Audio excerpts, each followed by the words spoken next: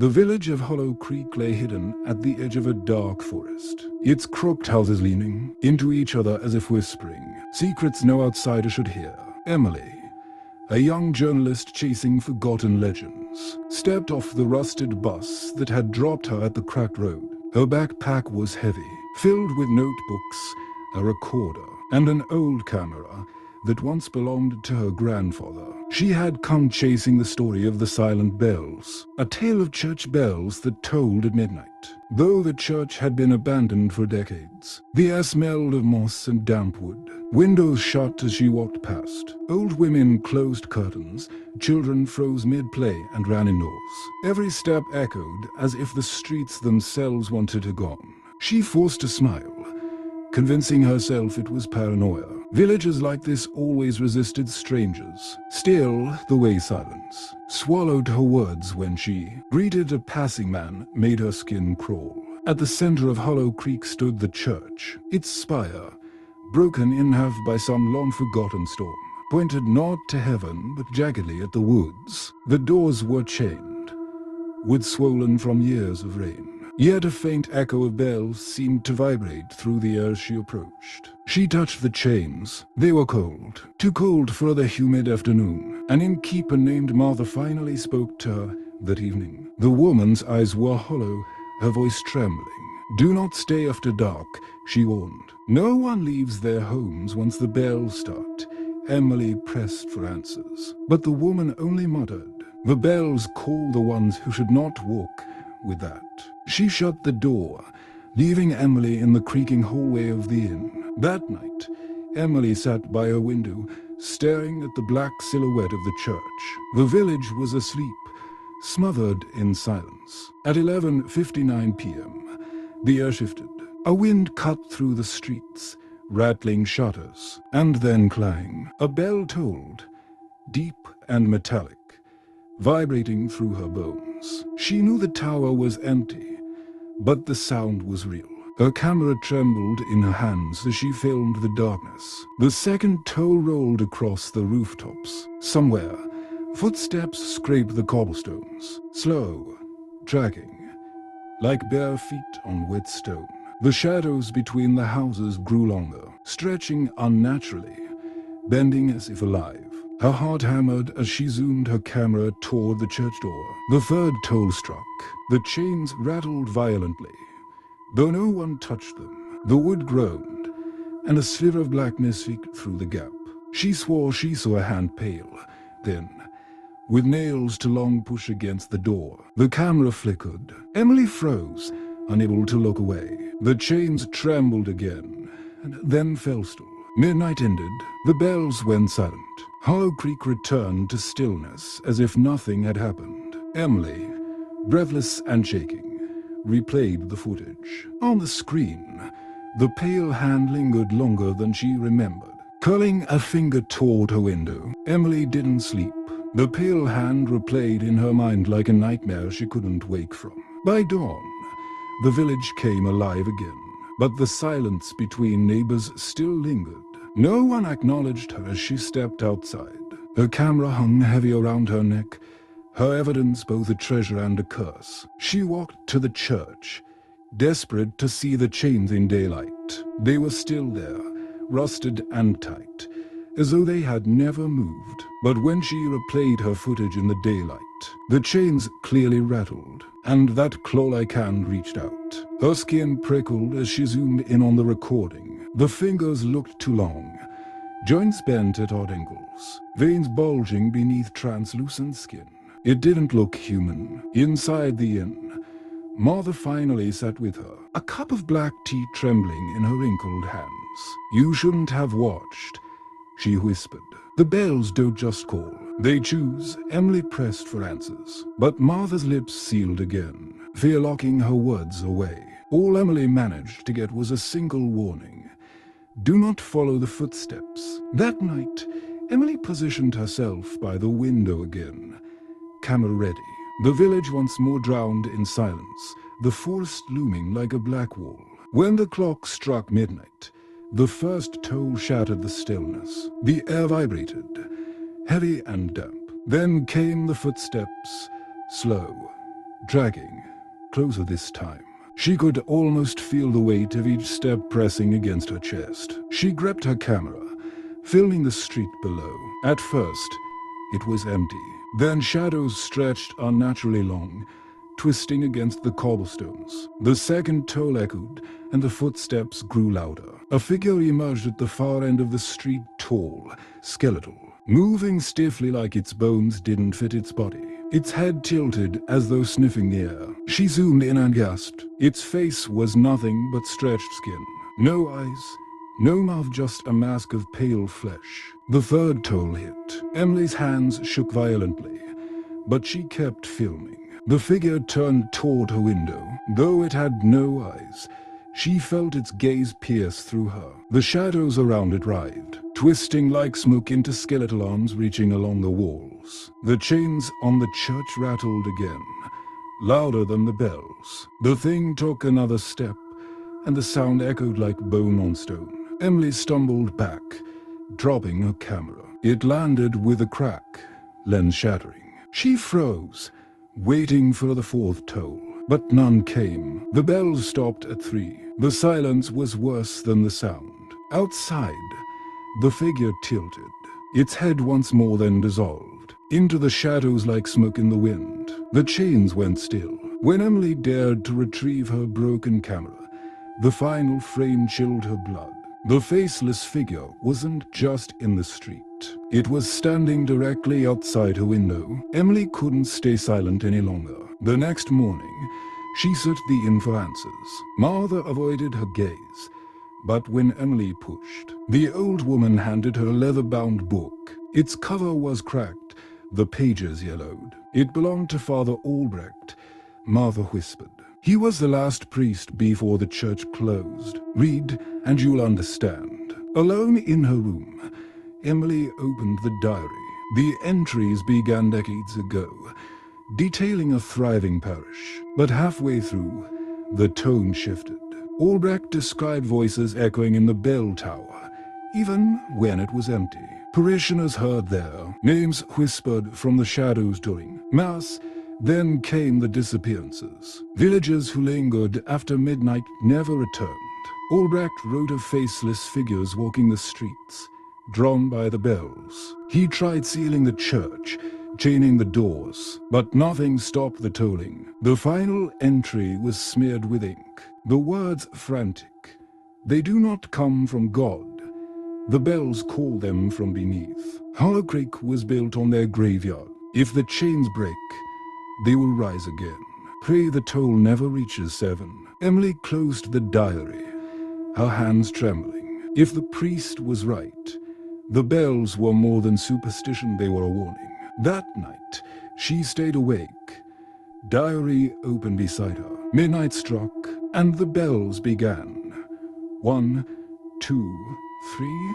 The footsteps followed, dragging closer, louder than before. On the fourth toll, the chains outside the church rattled so violently that sparks flew from the metal. Emily watched from her window as shadows slithered across the ground like rivers of smoke. Figures emerged from the dark, more than one this time. 4, 5, 6 each. Step they took shook the earth. They gathered before the church, faceless, skeletal, their heads tilting in unison. Emily clutched her broken camera, useless now, but instinct told her to document.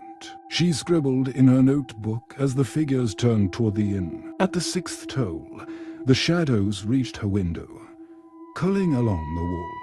She felt the cold seep into her bones, as if the night itself wanted to drag her outside. But then silence. The bells stopped at 6. The figures dissolved, their shapes melting into the cobblestones. The chains clanged once more, then stilled. Emily collapsed onto her bed, heart pounding. She knew what came next. If the toll ever reached 7, Hollow Creek would no longer belong to the living. Emily couldn't stop thinking about the priest's words. Pray the toll never reaches 7. She decided to investigate deeper. The diary mentioned a crypt beneath the church, sealed long before the chains were placed. If the figures came from below, perhaps the crypt held the truth. Armed with a lantern, notebook, and trembling resolve, she ventured out at dusk. The church loomed taller in the failing light, its silhouette jagged against a bleeding red sky. The chains clanked softly, as if alive. She circled to the back, where vines concealed a rusted iron gate. It led down to stone steps swallowed by earth. With a deep breath, Emily descended. The air grew colder, heavy with rot. Her lantern flickered, shadows bending unnaturally along the walls. The steps ended in an underground chamber. Tombs lined the walls, their inscriptions eroded. In the center lay a cracked altar, its surface blackened with ash. Strange symbols were carved into the stone, spirals and jagged lines that made her vision swim if she stared too long. She opened the diary again. One passage described the crypt as a prison, not a sanctuary. Beneath Hollow Creek lay something ancient, something bound by faith and chains. She traced the carvings with her fingers. The stone pulsed faintly, as if a heartbeat throbbed beneath it. Suddenly, a bell tolled. Once, twice. The sound wasn't from the tower above, but from within the crypt itself. Dust fell from the ceiling, and the tomb doors rattled. Emily clutched her lantern, eyes wide. A third toll. The shadows thickened, pooling like ink. From the cracks in the altar, pale fingers pushed through, long and skeletal. 4, 5, 6. The sound grew unbearable, vibrating through her skull. Her lantern shattered. Darkness consumed the crypt. She stumbled back, but the altar split open, releasing a blast of cold air. A figure rose taller than the others she had seen. Its body stretched and twisted, its face an empty void. It towered over her, chains dragging from its limbs like broken shackles. And then came the seventh toll. The sound was final, deafening, a roar of iron and doom. Above ground, the church doors burst open. The chains that had held them snapped like brittle twigs. The bells rang on their own, wild and endless. Villagers screamed in the distance. Emily knew the priest's warning had come true. The seventh toll had awakened what should never walk, and it was free. The night Hollow Creek broke felt endless. Bells clanged wildly from the shattered church tower, their sound no longer rhythmic but furious, as if the metal itself screamed. The faceless giant rose from the crypt, dragging its broken chains across the ground. Smaller figures poured from the shadows, scores of them, each faceless, each skeletal, all tilting their heads toward the sky in unison. Emily stumbled backward, clutching the diary. The priest's words burned in her mind. If the chains break, they will rise again. She fled up the stone stairs, bursting into the ruined church. The doors had been blown wide, chains scattered like dead snakes across the floor. Villagers ran in panic outside, but many fell, swallowed by shadows before they reached their homes. The faceless beings walked with calm inevitability, stretching into the streets like a tide of pale death.